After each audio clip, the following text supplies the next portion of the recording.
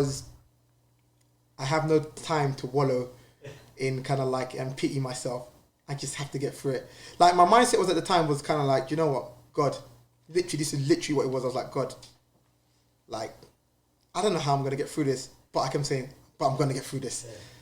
I don't know how I'm going to get all this money, but I'm going to do it. That's where your social credit comes in. So when you're borrowing £10 of someone and not paying back and you think to yourself, oh, it's only £10. No, you're putting a dent on your social credit. When you say you're going to meet up with someone and you don't turn up, that's a dent on your credit. You know, when you taking someone's football, even as a kid, and like, yeah, I'll bring the football back tomorrow, and you don't, that's a dent on your credit. Like, show people the reality of life, because I feel like social media can get people feeling upset and got people feeling insecure because they look at this 15 to 60 second snapshot of someone's life and it's like they have the best time all the time, you know, and it's just like, no, that's not the truth. And that's when I was doing it, that was just me just being like, I'm just going to put out the rule. And it's like, you know, it's reality. You know, I make a mistake, I make a mistake. Hello, welcome to another episode of Inspire Podcast with myself, Karam Kang, where we bring you real life stories and journeys from real life businessmen, businesswomen, and also entrepreneurs across the UK and Europe. Today, we're really excited. We've got a great guest. He's got over 20 years experience within business and as a barber, working with some of the leading clients such as Lebron James, Anthony Joshua, Stormzy, Virgil Alboh, and heavyweight brands such as Louis Vuitton and Burberry at shows such as London and Paris Fashion Week. He's also been awarded numerous awards, such as winner of Consumer and Luxury Rising Star in the Black British Awards in 2018, and he's been featured by BBC, GQ, Red Bull, and Facebook.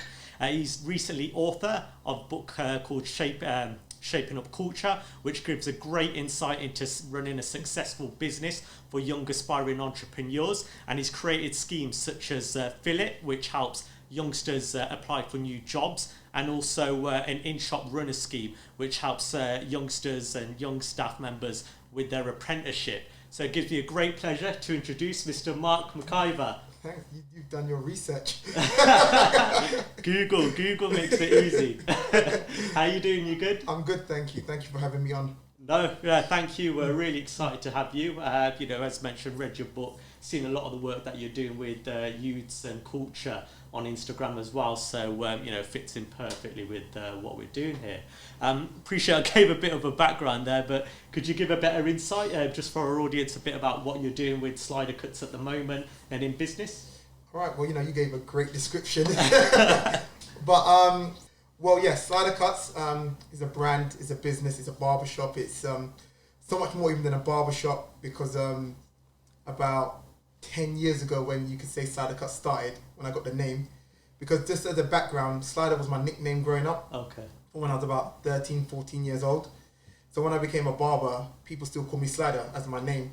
So when I set up my website for the first time about 10, 11 years ago, I was like, what should my name be? And I thought, since everyone calls me Slider, I just call it like Slider the Barber. But then my older brother and my wife thought, you know, Cuts sounded better than the Barber, which it does. So, you know, I went with that, and that's when the brand of Slidercuts began. From there, you know, I just started doing things like social media, just cutting hair, just doing what I do generally every day. But then the brand started growing and people started buying into like the personality of me. So I started doing brand collaborations with, you know, I've done like Nike, you know, Facebook, you know, Izettle, all these different kind of like brands. And the funny thing is I collaborated with them and I was like a barber in a shop. So I wasn't like a barber shop. I was just a person, you know, but people started thinking that it was bigger than a person. It was more than me. And that wasn't even my intention. I was literally just like, I guess I'm a trier. Okay. So I'm the type of person, I just try. I attempt to do things, you know, I don't really think it all through. I just like, I think about things, but I kind of like, if I have an idea, like if I want to learn to play an instrument, I don't think about the end goal of what I want to do with playing an instrument. I don't think about I want to be a musician. I just think I want to learn to play an instrument, so I just start. And that's what happened with my career. And, you know, then suddenly it's like, oh, Facebook want to do something with you. And I'm like, okay. And then it's like, oh, Nike want to do something with you. And I remember even when Nike contacted me to be in this advert, I said to them, oh, why? Like, you know, why do you want me though? Like, what is it like, you know? And I was like, I was even explaining to them, you know, that I'm a person, right? And you know, like, what do you call it? I started giving all these things, like, I was giving them all these reasons as to why maybe they shouldn't be choosing me. Good job they didn't listen to you. No, because my thing was, I thought maybe they thought it was something bigger than what it was. So I want them to be clear that they knew exactly what it was before they came here. And then it's like, oh, we thought it was bigger than this. But they're like, no, like, you know, people buy into you, like, they like you, you know, we feel like you've got a cult following, and, you know, so we want to use you. You know, so over the years that was happening, and then I was managing that shop, you know, co-managing that shop. I was working in D&Ls. And then I came to a place where about 4 years ago, I was like, you know what, I want to open up my own shop, because there's so many things I want to do which I can't do in somebody else's shop. Okay. Because, you know, you've got to ask approval from the owners, or, you know, there's just so much things which I just couldn't do, and just like split leaderships in different views and ideas from me and the other manager, to just like different ways and different things you want to do, the way you want to do things, which wasn't like a beef or nothing like that. It was literally just different people want to do things different ways. So I decided I wanted to open my own barbershop. I did about 1.5 years ago. And then from there, you know, I got to implement everything I really wanted to do, you know, the ethics, the way I felt like a business should run, and not have anybody kind of like questioning it, because it's like, this is now my business solely. This is how I run business. This is how we do things, you know, so if you don't like it, don't be here. Yeah. So, you know, and it meant that I can implement fully all the runner schemes, the fillet schemes, you know, all the outreach programs. So Slidercuts essentially became this person who's a barber, but all of the things that I believe I'm able to now live out through the business, and that is reaching out to people, you know, public speaking, which I could have done anyway before, which I did do before. I wrote a book, but I just felt like, even in writing a book, I felt like I couldn't write the book until I had my own store, because it didn't make any sense to be writing about business and then you haven't actually got your own business. Even though I had, like, before I had this shop, loads of these chapters were already there. But it's like, this book is incomplete and it doesn't make any sense unless you're running your own business. Yeah. You know, so, you know, I got to run my own business, and I got to, you know, complete the book and put out the book, because it didn't make sense. So Slidercuts essentially is a business person who is multifaceted in the sense of, like, you know, speaking, writing books, you know, public schemes, you know, cutting hair, you know, and all of those things there and more. That's quality, and like, I'm sure that resonates with what a lot of people out there want to do, like building their business based on their brand. Yeah. And that's something you've done like better than most people out there. And you spoke about, you know, how Nike reached out to you off the back of that and so many opportunities. Yeah. Like, how did you do that? Like, did you know you were doing it whilst you started? What was the journey there? No, I didn't know. So I can't take full credit to be like, you know what, in the beginning, this was like, you know, my business plan. It wasn't. I was and am still someone who is like, I think of good ideas and I just live them out. So when I started doing social media heavily, I didn't have an end goal for it. I didn't know what was going to come from it. It was more so just for me that I have this thing. Everything you do to the best of your ability. Yeah. Whatever you do to the best of your ability. If you do everything to the best of your ability, you'll never have any regrets. If you're in a relationship and you do what you're supposed to do to the best of your ability, even if it ends, you cannot have any regrets, because you've done what you were supposed to do. Even if it falls through, at least you can look back and say, well, do you know what? I tried everything. Yeah. You know, if you're in a business, whether you think it's going to succeed or not, if you do it to the best of your ability, you will never have any regrets. So when I go into things like doing social media, even though there was no game plan, it was just like, you know what?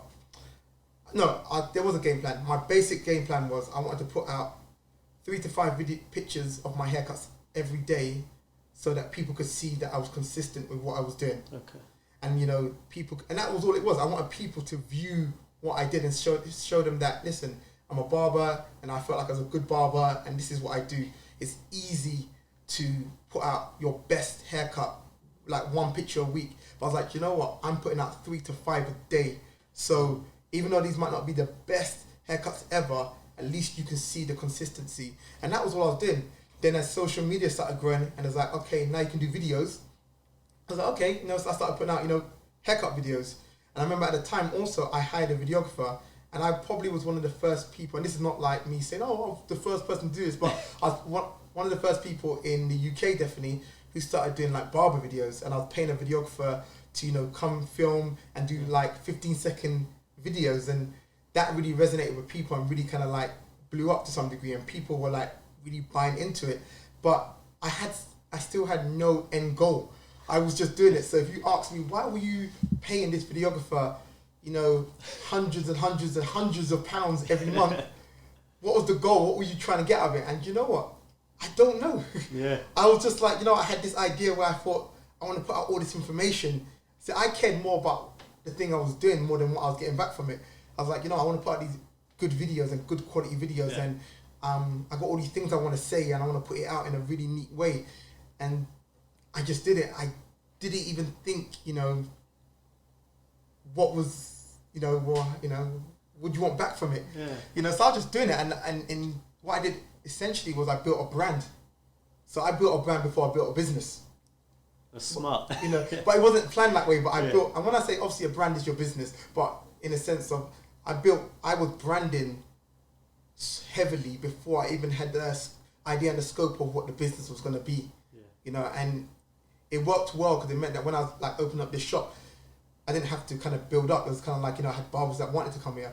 I had loads of these clients. I was overflowing with clients, so it's like I could pass on clients to people. I had a brand already. Like people walking by saying to me, "Oh, Slidercuts has got a new location." I was like, "Well, no, this is like my first location," but they thought for everything I was doing before that must have been already a business, already kind of like a barber shop, you know. So I never had a plan fully. I just kind of like had ideas and just lived them through. But then, as things started to flourish, I started planning things. So I remember saying I wanted to do public speaking, and I said to myself, okay, if I want to do public speaking, what I need to do is get people used to the idea of me speaking. So I need to keep putting out talks. Yeah. So on my Instagram, on my YouTube, I kept putting out talks, and I did that for about, you could say, 2 years. Then I remember, I started getting asked. About 2 years later, I started getting asked to do all this public speaking. And I remember a few of my clients who I spoke to about it said to me, I remember when you said you wanted to do public speaking, and I remember when you put that in place where you said, oh, you know, you're going to keep doing these talks, and now you're getting all these talks and people ask you to come here and there and wherever. And I was like, yeah, that was planned, because it's like, you know, if I realized that you can't just say I want to be a public speaker then go to people and say, yeah, you know what, take me on, I'm a speaker. You have to show them you're a speaker. People have to get used to it in their mind that they've seen you speaking, you know, and that's how it happened with me. They started public speaking from there. So that was planned out. But the whole business thing, it was more so kind of like, you know, if you can see like 10 feet ahead, that's all you can see. My thing has always been, well, you know, try and get to that 10 feet. But what you realize is every foot that you go forward, you see another 10 feet in front. So if you go 2 feet in front, now you're seeing 12 feet from when you started. And that's just how I've just lived, you know, just go to where you can see. But every time you go forward, you'll see even further forward. Yeah. And while you're building that brand and, you know, you didn't have an end goal, like, it can be tough putting yourself out there on social media. Were you never, like, scared? What was going through your mind? Was I scared? No, I wasn't scared, to be honest. I was just like, I'm just putting myself out there. Like, I've realised from a long time ago, and this is something that people need to realise, that there are more people who are like you and think the same way as you than you realise. Yeah. So social media can give the image that everything's perfect and everybody's a great speaker and they're great dressed, and, you know, they look at me right now. I haven't got a haircut, you know. And I would have expected that. I know. And you know what? To be honest, in the last couple of weeks, I don't know. I've just let it grow out. I'm not even sure what I'm doing with it or why I'm doing it, but I'm just like, you know what? I'm just gonna. I don't know what I'm doing, but, you know, but social media, you know, gives the impression that, you know, people are always looking sharp, and I've kind of made it my duty to be someone that puts out realness. And what I mean by realness is just the reality. Yeah. I have haircuts sometimes. I don't have haircuts all the time. You know, I record haircuts I do. Some of them are fantastic. Some of them are okay. You know, I make mistakes on camera. I don't delete them. I put them out there. If people get at me in the shop, like my colleagues, you know, I put it out there. I have this rule where I say to people, I'm going to put it out anyway. Yeah. You know, even if it's getting at me, it makes me look bad, I'm going to put it out there. Unless it's kind of like some private business. Outside of that, I'll put it out there. And I really feel like it's my responsibility, especially in the position I'm in, to like show people the reality of life, because I feel like social media can get people feeling upset and got people feeling insecure because they look at this 15 to 60-second snapshot of someone's life and it's like they have the best time all the time, you know, and it's just like, no, that's not the truth. And that's when I was doing it, that was just me just being like, I'm just going to put out the realness, like, you know, it's reality, you know, I make a mistake, I make a mistake. Yeah. I love that realness, and you speak about it in your book as well, and it ties in with something I wanted to ask you next. Like, looking at social media these days, you can assume that setting up a business, creating success is a lot easier than it is. People think they're going to walk right through life, but, you know, as mentioned, you spoke about how, you know, difficult the journey is. Yeah. Can you give a bit of an insight into, you know, the challenges and risks you had to, you know, get to having your own business and brand? It's for what I've done, it's a big risk. Even in the book, in, you know, the chapter, the struggle is real. Yeah. I don't outline everything because there's a few things I left out. Like, there's one thing in particular I left out because I lost a lot of money on an investment during that time as well. But I didn't put it out there because my wife knew we lost money, but she didn't know how much we lost. Does she now? She still doesn't know how much we lost. She knows we lost money, but she doesn't know. I was like, you know what? When we properly get out, then we can look back and be like, you know what? Yeah, we lost that much. Yeah. You know, so I was like, there's some things, you know, just for home life. Yeah. We'll save that exclusive for another time. But, you know, the struggle is real. Like, and I thought it was important to write that chapter. I thought it was important to put out that blog at the time because people look at social media and really think it's just easy. Like, you know, you got loads of followers right now, so it must be easy for you. And it's like, no, it's not easy. You know, I've done masterclasses before. I remember my first 2 masterclasses. I lost money on both of them, but you know, I've got all these followers, and I've got all these people which are interested in what I do. But then I do a masterclass, and you know, I'm now doing giveaways, and you know, asking people to come. Do you want to come to fill up the spaces, and then all these different things, right? But you know, but you're a name. Yeah. So I thought it was important to put out there to understand that just because you have a following or you have a name, it doesn't mean businesses succeed, because there's plenty of celebrities that have got millions and millions of followers on Instagram and got high profile, and they have businesses that fail. And this is what people don't see. You know, most people only see success stories, but they don't see actually, you know, what it takes to get there. And I thought that's why I put it out there. And for me, the struggles were finding money, because I know people say, but you know, you're always booked up. You have money. I'm like, yeah, I do. I'm not acting like I don't make good money, or you know, or I'm poor, or anything like that. But when you're stretching yourself to expand past your ability, it's always going to be a struggle. So if you make £100 a week, but you're trying to do something that costs you £200, you're making good money as example, but you're trying to, you know, extend yourself way past that £100 mark. And that's what I was doing, you know, having a shop in Shoreditch. You know, the buying the lease costs so much money. You know, I'll tell people that how much it cost me to buy the lease. It cost me £60,000, £65,000 to buy the lease. You know, that's not the rent, that's not fixing up the place. And I was like, wow, I need to find that money. And it was originally 28,000, and then the leaseholders just doubled it on me, over doubled it. You know, like, you know, they just kind of realised that actually we can get more for it. And I was like, but we had an agreement. So imagine we've got an agreement, I budgeted, okay, I need to find 28,000 to buy the lease, and then suddenly they're telling me now, no, it's 60,000. I'm like, wait, what? What was their reasoning? That they can get more money. There was no kind of like, that's just, they can get more money. So I was like, oh, right, I need to find more money for that. And then it was kind of like, okay, let me get the shop. I'm just doing a quick fit out, like a cheap fit out. Then in a year's time, when business is flowing, then I will, you know, do more to it. And also because at the time, it's so, this is so stupid, you could say, but it worked out in the end. I took the place before I got the lease. Yeah. So that's the reason why I said I want to do a cheap fit out. I wanted to spend 25,000 to fix up the place. And then in a year's time, when I get the lease and everything like that, I will then, you know, fix it up properly. But then as I was going along, I realised that how am I going to fit out the place fully again once I got people working in there? And also this place was things like rat infested. Even the room we're in right now never had a roof, had a hole in the roof. So I had to do the roof. Yeah. There were rats coming out of it. Like literally, I remember coming to view the place and seeing a rat run across. So it's like, you know, I had to do so much stuff, and I was just like, you know what, I need to do this properly. But the risk was, I ended up spending £100,000, over £100,000 to fit out the place, right? But I didn't have a lease. So at any point, the leaseholder could have come and said, you know what, we're not giving it to you. And I just lost my money. And then I didn't even have the money to fit out the place. So I was maxed out my credit cards, borrowed money off my brother, off friends, off clients. You know, I was just like borrowing money off those kind of payday loan type things where it's kind of like, you know, we borrow you £10,000, you got to pay back £20,000. There were just so much different things like that. And I guess the struggle was that I could have taken investment, but I chose not to.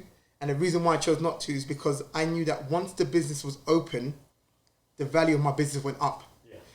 And that everybody who wanted to invest was just investing money into a business they kind of were certain was going to work out. So for them, it was kind of like a sure thing. And I just like, this doesn't make any sense, letting go of shares at this point when I know the shares are going to go up in value as soon as the shop's open. And also, all these people are doing is adding money. Yeah. They're not coming to say, here's the idea, we should do this, we should do that. So I was like, nah, I'm doing it by myself. And that was tough because I didn't have any money, and I was just like, even up to this point now, so we're talking about I opened up this business a year and a half ago, I've still got more going out every month than there's coming in. But what's happened is, let's say that's zero.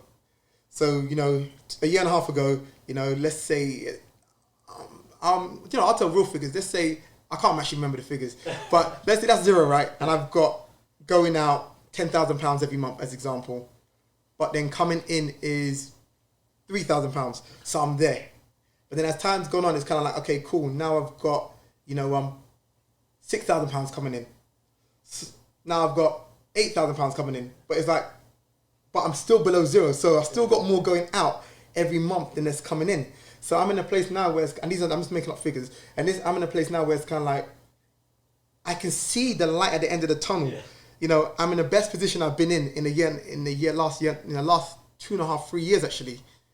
But I've still got more going out than coming in. Although when summer comes, like because we're in March right now, when we get to like August, right, I should be balancing out a little bit.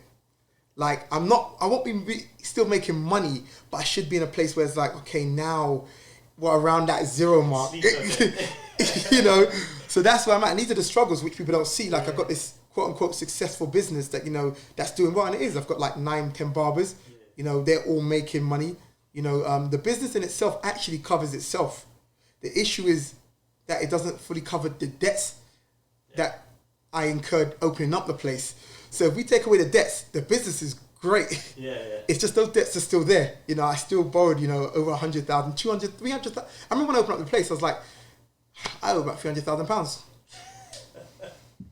You know, and that's because it cost about 200 or just over £200,000, including buying a lease to open up the place and everything like that. And then also I owed money because I just bought my family home just before this place came in. And that was one of the struggles where I was like, I wanted to make sure that I had my family home, so that even if this fails and crashes, it doesn't affect my family life. It's like, okay, cool, we've got the place that we're supposed to be living in. Because if you do it the other way around and the business crashes, then everything else crashes. So I want to make sure that, you know, in the risk which I'm taking, I looked after my family first. Yeah. So these were all the struggles and so much other things which happened along the line. And it's like, you know, as I said, I'm still in debt. The debts have reduced, but I'm still in debt. Yeah. And I still got more going out every month than coming in. But the business is improving. And as I said, zero's there. You know, I was there. We're there now. Yeah. And even when I get to zero, I still got debts. It's funny because I'm looking forward to the place where I'm in manageable debt. That's what I'm looking forward to. That's what the summer is, manageable debt. And that's like real life business though, right? You know, you make money through debt and make money by using money, and you know, it's great that you outlined that. But whilst you were going through those, you know, hurdles like 300,000 debt, like what was your mindset like then? What were you thinking, and how did you overcome that? My mindset was, I have no time to wallow in kind of like and pity myself. I just have to get through it. Like my mindset was at the time was kind of like, you know what, God, literally, this is literally what it was. I was like, God, like, I don't know how I'm going to get through this, but I kept saying, but I'm going to get through this. Yeah. I don't know how I'm going to get all this money, but I'm going to do it. And people around me were like, this doesn't make no sense though. Like, where are you getting the money from? And I was like, you know what? I don't know, but I just have to make it happen. I just have to make it happen. So during that time, I just almost relied on this promise I felt like I heard from God, which was like, you know what, every day that comes, you know, take care of that day. Don't worry about the next day. Just take care of what you need to take care of on that day, and then let the next day take care of itself. Because when you come to the next day, you have to sort that out. But that day, sort out. So that was just my mindset, just like, that's the reason why I even wrote The Struggles Raw at the time. Because I just knew when you look back on things, you forget. But I remember, like, no jokes, I remember having to take every penny I had out of all my accounts to round up money because I need to make payments. So it's like, every single account, like, you look at if I showed you my bank statements, you'll see, like I said, about a year and a half ago, let's say, plenty of times where I was transferring, like, I had, like, you know, you got a random account and it's got like 72p in there. I was taking 72p out of that account, putting that into my current account. Okay, that account's got 9p, taking the 9p out. And this is, I'm not even making up, like, I'm not even making up. I'm literally, this is what it was. It was like taking a penny from there, you know, literally, no jokes, like, that's got 2p in it. Take 2p, put that in there, because I had to round up as much money as possible, because, like, I owe this money, or I have to pay the builder, or I have to pay the lease, you know, all these different things. I was like, you know, I need to find money from somewhere, like payday loans. Okay, you know, okay, this payday loan, okay, it's going to £10,000. Okay, they won't do it for me. I need a guarantor. Okay, my wife needs to be a guarantor. Thank you. Okay, you have a guarantor. No worries. Okay, I need to get more money. Okay, that place is willing to give me £5,000, but it needs a guarantor, but I can't use my wife now for whatever reason. So, okay, I remember my publicist, who's like my friend, I was like, okay, I need your help. I need you to be a guarantor. You know, and it's like, obviously, you know that if I don't make the payments, then they come to you, all that kind of stuff there. And she was just like, you know what? You've got a lot of good friends, man. She's like, you know, you know what? She's like, you know, I trust you. Yeah. No worries. I'll do that for you. Great. You know, a friend, can I borrow money off you? I'll pay you back, you know, because I had maybe other loans coming through. I was like, can I borrow £10,000 off you? I'll give you back £11,000 in 5 weeks. Then it's like, cool, done that. Then the loan came through in 5 weeks, paid my friend back his £10,000 with the extra £1,000. And actually what happened was, one stage was, I remember I was 2 days late to pay him. So I gave him back extra £200 to say, you know what, listen, I know I said I was going to pay it back on Monday, but I know that today's Wednesday, so there's extra £200. So let's say I was supposed to give you back, you know, about £1,000, so there's 1,200 back. And my reason for that was kind of like, I had to make sure that my social credit stayed intact. Because when I maxed out all of my credit with the official credit agencies, you know, like the banks and stuff like that, and they weren't giving me no more money, I had to rely on people. And that came into, like, my publicist being a guarantor for me. That came into my friend borrowing me money, to other people I knew. Like, I borrowed money from about 12 to 15 different people. Like, and offered them, a lot of them back interest. Some of them said they weren't taking interest, you know, thank you. But the reason why these things went through is because of my social credit. And if I didn't have good social credit, meaning that people trusted me and I paid back the money I said I'd do in the past and all of those things there, this would never have happened. So during the period of that time, it was just me focusing on what do I need to do to make it happen. That was it. Like, I couldn't pity myself, and it was stressful on the brain. Like, waking up, like, there were mornings I woke up, and I remember these are true stories. Waking up in the morning, I was like, I've got till like 9 o'clock tonight to make £20,000. And that's a true story. I remember just being like, and then I had to leave the house as normal, make my wife not feel stressed. She doesn't know what's going on. Go to work, cut hair as normal, but be smiley, do morning Insta. This is what was going on all at the time. But in my head being like, where am I getting this £20,000 from?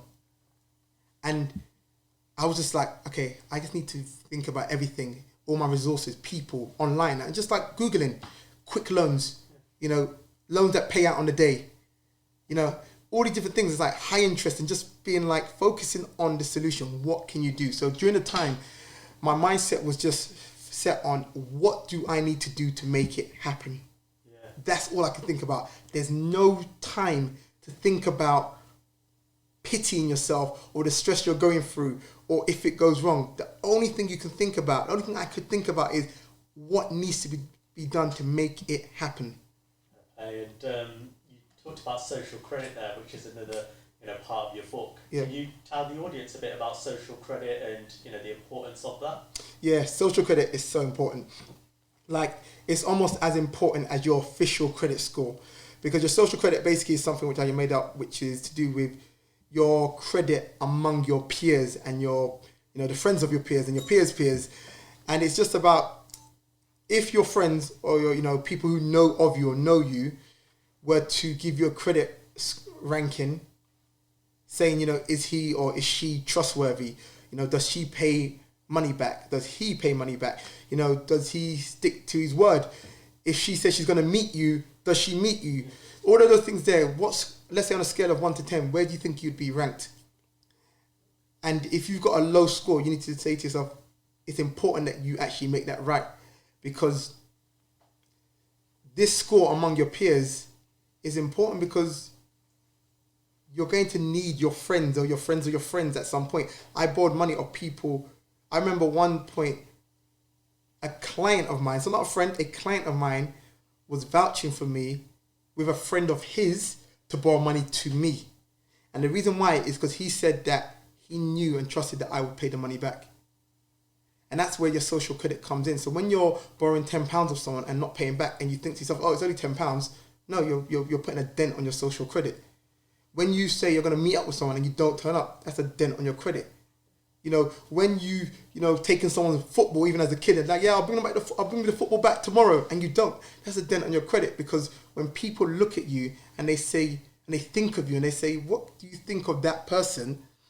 In their head, they're going to think about, well, he didn't return the ball actually. And actually, she still owes me £10. And you know what? No, he never turns up to meetings. Or she's always late. These are all things to do with your social credit, which is very important, because I had to rely on my social credit to get this place open.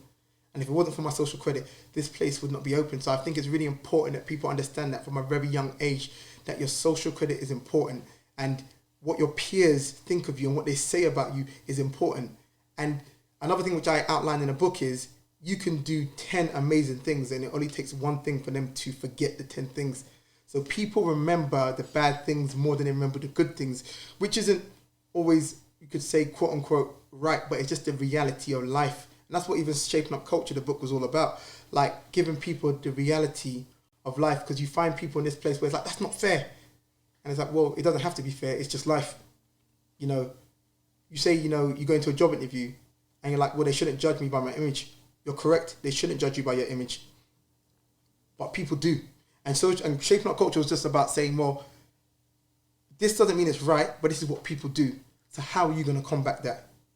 You know, you could have an argument on the street and someone sees you and they judge your whole being on the fact that they saw you arguing on the street. And you can say, but they don't know what happened. But they're still going to judge you on that. If you walk into an office right now and the person in the desk you're interviewing is that person you saw arguing on the street, you can't help but think, ooh, yeah, they've got bad manners, or they're aggressive, or they have no, they're just arguing on the street. And that's what Shaping Up Culture is just about. Like, you know, understanding, like, you know, always in an interview, your social credit, you know, the struggles rule, just giving people the reality of life and how life actually runs. So yeah, back to your social credit, it's just like, it's really important. It's especially for young people. That's why I gave examples of young examples, because especially when you're young, 12, 13, 15, whatever, 16, it's important to make sure that your social credit is intact. Because if you have someone vouching, or having someone who wants to give a reference of you, and the only memories they have of you is you not giving back footballs or not paying back 50p's, even if they feel like saying, you know what, I can't judge him on that, the fact is the only judgment they have of you is a negative one. Yeah, that's true. And where did that come from with you? Where was that from, you know, your upbringing, your environment with, you know, I mean, your mother was in business as well. Yeah, yeah. Was it inspired from a younger age? I guess I've been an analyst of life, so I can't say it's... Well, no, everything in life is added to who I am right now from growing up. But I've been an analyst in the sense of I really assess people, I really analyze people and situations and things, and I'm always asking questions. So I always wonder why. Like, that's my question, you know. So if I see you and you got a successful business, I wonder why, and I look into why, how did you get to this place, you know, what are the things you put in place? So I care more about the story of how you got there than actually believing that, you know, what you're, like, as example, like I've used the example in the book, Big Shaq, you know, Michael Dapper, you know, he blew up after that fight in the booth. He's undoubtedly he blew up then at that point there. But for me, I'm like, well, how did you get to that point there? You know, and what are all the steps that you put in? Because to get onto fire in the booth in the first place, there must have been things you had to do to get onto fire in the booth. So it's not just simply that you walked into Charlie Sloth's office and said, hey, I want to do a fire in the booth. And this is, of my personality, I'm always wondering, you know, I want to see the build up, how, I want to see your story. So in that, I feel that's what has like inspired me to write a book. That's what kind of gave me this information, is because I'm always studying people and situations. Like I want to know the depths of how it actually came. I want to know the details of how it came. And I think that's what put me in a place where I was like, actually, well, you know, I made up Social Credit. It's because I was looking at people and myself and other people and being like, okay, what would make this person, you know, help this person and not help that person? I didn't have a name for it. I didn't have social credit. I was just like, you know, why would you, you know, you help me out. You just met me as an example and I'm making an example and you've helped me out. So my question is, well, what made you help me out? Then I think about it, it's like, okay, oh, because you know that person who knows me and that person's vouched for me.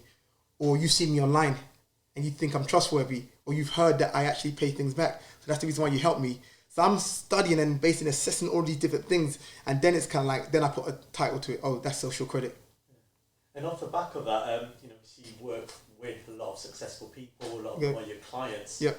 What's the key trait that you see with these, you know, people who are at the top of their game in, you know, whether it's entertainment, business, their own markets? Key traits: hardworking. Hardworking is a major thing. There's more work that goes into like rehearsing someone's craft than actually performing it. Being like, you know, there's more work that goes into, you know, training than running for Usain Bolt, a 9-point-something second race. You know, he spends months training to run a race that's going to be guaranteed almost under 10 seconds. You know, when I look at people like Anthony Joshua, like, I see how hard he works. You know, when he's leading up to a fight, 5 days a week, you're training. You know, he doesn't get involved in social activities or anything like that. He's focused on training.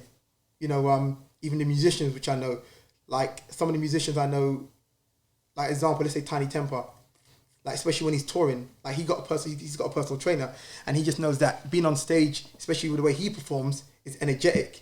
So he's got a personal trainer. He trains hard. You know, during those times he eats well. You know, drinks well, because he just knows that he wants to give good performances, and able to do that, he has to train. So it's not only about him getting his lyrics right, and you know, make sure that the cue and all that thing and rehearsing the song itself is about outside of the actual performance. He needs to make sure he's fit enough to do an hour set today and then another hour set tomorrow, or maybe 3 hours, an hour set here today, then later on another hour set later on. So what I've seen in all these different people is just the hard work that goes into their craft. So I think a major thing is hard work and the time that they put into it. Because when we see people blow up, as an example like Michael Dapper, you know, like Anthony Joshua, you know, like whoever it is, you see them blow up and it's like, it feels like almost like to you they started yesterday. But when you look at everyone's story, there's like, oh, there's 10 years worth of work behind that. Yeah. You know, I remember Tiny Temper saying he had a whole album recorded before he recorded his first album, which never came out. People don't see that. But we don't see that, you know, so you scrapped the whole album and we recorded a whole other album, you know. You know, Anthony Joshua, you know, we see him at the Olympics, and that's when he kind of like, he became a name, but did you see all the training he's done before that? You know, whoever it is, and that's what I think is a major, as other things as well, but a major aspect is hard work. And another actually major aspect is, with a lot of these people, is their teams, which they have around them. Another important thing, their teams. I was talking to, last week, I don't know, you know, Dummy owns Disturb in London. Okay, yeah. So he's Tiny Temper's manager. Yeah. And he was saying to me that, you know, it's 10 years now since Pass Out came out. You know, they're still here. And he was just like a major aspect of what has got him to where he's at. And them being in this space still is the team they have. And he says he needs to start, like, he talks about it, but he needs to start talking about that a lot more, because people always ask these questions. It's like his team, you know, and it's the same thing like with me. Like from early, I've had a team. I had a team when I was a barber working in DNLs. I had a PA, I had a publicist, but I was a barber, you know, and I was paying them wages as well. And at that point there, I wasn't making any money back from them, but I just knew that I needed a team. Like I knew that there was so much stuff which was coming in which I couldn't do by myself. And also I always say this to people, if you have a business and you're doing everything yourself and you know everything's running smoothly and everything's functioning smoothly, then the truth is two things. One, you're not pushing yourself that hard and your business isn't as big as you think it is. Because if you're pushing yourself that hard and your business is as big as you think it is, you should not be able to do everything by yourself. You should be in a point where you cannot do everything by yourself. You should need a team, you know. And if you're someone who just kind of like, actually you don't want to push it to the heights, then okay, cool, you can. You can just actually be like, and this is not me demeaning it, like you can be, and I literally don't want anyone to take this as me demeaning it, but you can be a barber who works in a shop, as example, and your whole thing is like, I just want to make this much money, go home to my family, spend time with my family, go out with my friends on the weekend, and that is fine. Like that's literally, there's nothing wrong with that at all. But if you're trying to run business and keep pushing, then you're going to have to need a team. And this is another important thing I've seen with all of these people. Whether it's Anthony Joshua, he has a team around him. Stormzy has a team around him. Tiny Temper has a team around him. You know, Reggie Yates has a team around him. Like whoever it is, some of the successful people around me who I've seen, you know, Dummy has a team around him. They all have a team. How do you pick that team? How do you pick that team? How do you find like good quality people? Because it's hard, you know, like having my own recruitment business, building teams for my clients, and it can be a challenge. Yeah. You know, finding the best people. How do you do it? I think first of all, you acknowledge your strengths and weaknesses. So the first thing you need to see is, what am I strong at? What am I weak at? The things which you're strong at, put aside for now. What am I weak at? So that's the first area you need to hire in. Because if you're the start of your business and I'm a barber or I'm running a barber shop, my strengths are going to be the things that I can do. So, you know, I'm good at, quote unquote, let's say admin. I can do the admin, so I'm good at that. I'm good at the timesheets, so you know, that's part of admin, you know. I'm good at that. You might say, you know, I enjoy cleaning, so I clean the shop. I'm good at that. So cool, those are your strengths. So now it's about, what are your weaknesses? My weaknesses are, I don't know how to use social media. I'm just making up examples. Yeah. What else are you weak at? I'm not good at marketing. You know, okay. And you got the weaknesses are the things which your businesses need as well. So it's like, what else are you weak at? I'm also weak when it comes to writing. So those are the first areas you need to hire in to fill in those gaps. Because to run a business, you're going to need to do writing. You know, you're going to need to do your social media, as example, to promote yourself. So it's like, okay, I need to hire someone to fill in those gaps, which is who are good in those areas there. So that's why when it comes to building a team, I always tell people, look at what your weaknesses are first and fill in those gaps. Because those are the cracks in your business. Your strengths are the things which are sprinting for you. They're helping you. That's, you know, those are the things which are all good. But your weaknesses are the cracks in your business. So sort out that first. And then when it comes to actually hiring people, it's important that you do your due diligence in hiring people. And here's a fault of mine, a weakness. This is an actual weakness of mine. I hire incorrectly because I hire based on what the job can do for people and not what people can do for the job. Because I feel sorry for people. And not only feel sorry for people, I start thinking to myself, you know what, this job will really be good for you. Like, you know, this will really help you and get you back on the right track.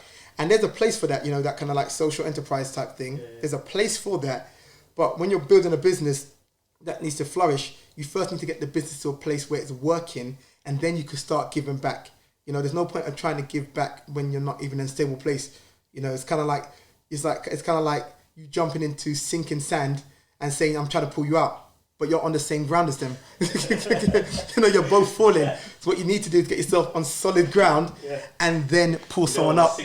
Don't sink together. So when you're building your business, it's important that you put yourself on solid ground and then you start pulling people out and say, yeah, social enterprise, let me help you, let me help that. So even like when it came to me hiring, I realized that I was weak at that. So I got my publicist to hire my PA. And she went through this like rigorous stages, like 5-step stages, you know, and in the hiring process, what we put into the hiring process was everything in every stage pointed to something you'd have to do in a job. So as example, it came with email first. Email us, we send you all these questions, answer the questions. The point of the questions wasn't only to hear your answers, it was to actually see how detailed your answers were. Because I need to make sure that you were comfortable with writing. So if you gave me one-word answers, you wouldn't get the job. Because in being my PA, you're gonna have to do a lot of writing, dictation. You know, I'll be working and on the phone talking about, I need to write letters on. So, you know, write this down, you know, or someone's emailed you, like my PA will call me, you got an email. I'll be doing dictation, you know, say this. So it's important that they were comfortable with writing. Once they got past that stage, then they had a phone call conversation with my publicist. Okay. If they got past that stage, then they met my publicist one-on-one. Then if they got past that stage, then they spoke to me. So in hiring a team, it's important that you do your due diligence and actually like put things in place to find the right people. Because prior to this, I'd hired quite a few people that just let me down. But I never actually went through the stages of hiring properly. So, you know, a team is important, and it's important, just to round it up, is to find out where your weaknesses are, the areas you need help in, and understanding that every aspect of your business is a place for a team member. What I mean by that is your cleaner is part of your team, because your cleaner comes in and cleans your space and helps you function. You know, if you've got dirt on the floor and that doesn't help you, it doesn't allow you to think clearly, or you have to come in and clean up yourself, which takes up your time, or you come in and it's kind of like you got all dirt on the floor and you're tripping up. You understand that the cleaner's role is very important. Yeah. So your cleaner, he or she, is part of your team. You know, and just understanding all those parts there, even if they're not directly working for the business, you know, if you've got a food restaurant, you know, if they're not directly cooking the food or serving at the till, those other people are still part of your team. The people that fly for you are part of your team. The people that help you with your social media are part of your team. And just understanding that everybody that adds to your business is part of your team. That's so real, man. And like great advice for anyone who's looking to build out. Just to wrap it up then, we've got a quick five questions. Cool. We try and personalise them for everyone we speak to. What's the most exciting show that you've cut hair on? The most exciting show that I've cut hair on, I think it was Louis Vuitton, when Virgil just got the job, his first show, because there was an excitement around it, and it was sunny. It was in Paris, and everybody came out. I mean, everybody came out. You know, Kanye West, you know, Kim Kardashian, Kid Cudi, like just everybody came out, and the vibe there was just kind of like, it was just a excitement in the air. You know, so yeah, I think that's the most exciting one I've done. If there's anybody out there whose hair you'd want to cut, but you haven't yet, who would they be? I think I've always said Barack Obama's hair is someone I want to cut, but it wouldn't be because of the haircut itself. I think it'd be more because of what would go into cutting his hair, like the Secret Service. Would I get picked up? Would I like? You know, it's just kind of like, you know, like you watch all these movies. It's just kind of like, what would be the lead up to me cutting his hair? Blindfold you? Would I be blindfolded? You know, could I drive there myself? Would they have to come and pick me up? You know, like what would be the steps to going to cut his hair? Yeah. If you weren't a barber, what would you be doing? I think, you know, I'm not sure what I'd be doing, but based off the things I'm interested in, I could be doing something in marketing, probably. Okay. What would be your advice to your 20-year-old self? My 20-year-old self, I'd tell myself, go find your wife quicker. No, that would be good advice. I don't know, my 20-year-old self, continue on the road which you're going on, and I think I just tell myself, continue on the road you're going on. And I think maybe one thing I'd say is stop sacrificing the things you're supposed to be doing for other people. Because I think a lot of times, especially back then, I had a personality where everything I did was kind of based on someone else and how it affected someone else. So even if it really hindered me, which is a place for sacrifice, but even if it really hindered me and even kind of like put me in a place of, you could say, wrongdoing, I might put myself in that kind of compromising position because I'm kind of helping you. Okay. So if I kind of took it a bit too fast, I think I'd advise myself to say, you know, there's a place for sacrificing, but don't put yourself in a place where it's kind of like you're harming yourself, you know, to almost facilitate someone else. Yeah. Great. Quality. No, thanks a lot for that, Mark. And finally, where can people find you and get your book? You go to my website, slidercuts.com. Yeah. If you want to find me, just type in Slidercuts, because I'm on every platform under Slidercuts. Website, Instagram, Facebook, TikTok, Twitter, wherever. You type in Slidercuts, you'll find me. If you want to buy my book, literally go to my website and there's a link at the top. The opening page is a link. and you could buy my book. Cool. And remember to like, share, and subscribe. And we'll see you in the next episode. Thank you, guys. Cheers. Thanks again, man. Thank you for having me. Cool.